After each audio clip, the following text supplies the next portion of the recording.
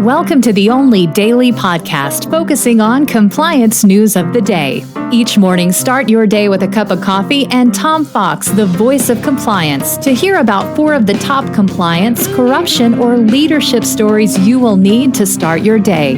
The Daily Compliance News is a production of the Compliance Podcast Network. First, a word from this month's sponsor, Ethico. In the delicate arena of compliance, every conversation matters. Traditional methods can leave callers feeling unheard, but Ethico changes the game. Our empathetic interview technique reshapes compliance calls into powerful, compassionate interactions, ensuring no crucial detail is missed. It's about creating a conversation that matters, that resonates, that makes a difference. Be the change in your compliance approach. See the transformation for yourself at ethico.com/CPN. Book a demo, try our free ROI calculator, and explore the white paper by Tom Fox, The ROI of Compliance. The Daily Compliance News for May 21, 2024, the all New York Times edition. Today, all our stories come from the business section of the New York Times. We begin with a Senate inquiry which found that BMW imported cars tied to forced labor in China.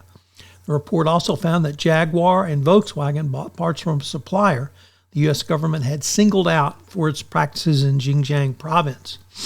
Both BMW and Jaguar Land Rover continued to import the components even after it became a violation of U.S. law and even after they were informed in writing of the presence of the banned products in their supply chain. The investigation in the Senate began in 2022 and, interestingly, is bipartisan. Next up, here's a name from our past, the name Ozy. And that refers to, of course, Ozy Media and its putative former founder and CEO, Carlos Watson, who is charged with trying to defraud investors in his digital media startup. His trial began today. The 2010s were obviously a frothy time for digital media, and for the most part, huge profits were a pipe dream. Many people lost money and disappointed investors, and there was a slew of negative press coverage.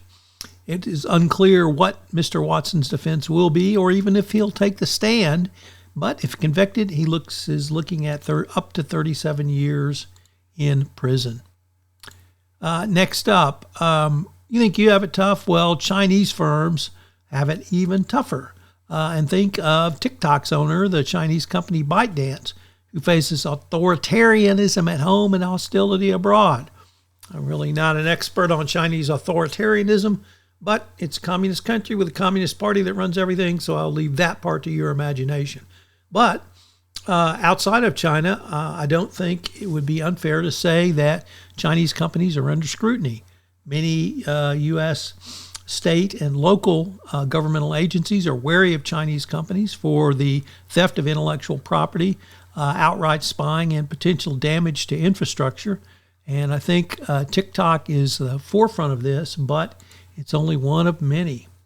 And our final story is from DealBook at the New York Times, how companies dodge tariffs. No matter who wins the White House and who is in control, there's always workarounds. And the U.S. Department of Commerce is continually trying to stench the violation of export control and sanctions, but companies continue to try to evade those sanctions, and Huawei, of course, is the number one on the list, and it's going to be a continuing challenge. As I mentioned at the start of this podcast, this month's sponsor for the entire Compliance Podcast Network is Ethico. Have you ever wondered how to show the ROI of your compliance program? Have you struggled with the budgeting process, getting the funds you want for your compliance program? Well, I've partnered with Ethico to put together a white paper on the ROI of compliance, which shows you not only how to demonstrate ROI, but also how to speak finance when you're sitting across from the CFO with your budget proposals. Check out the website and get the white paper. The Daily Compliance News is a production of the Compliance Podcast Network and a proud member of C-Suite Radio. Thanks so much for listening. I hope you'll join me again tomorrow.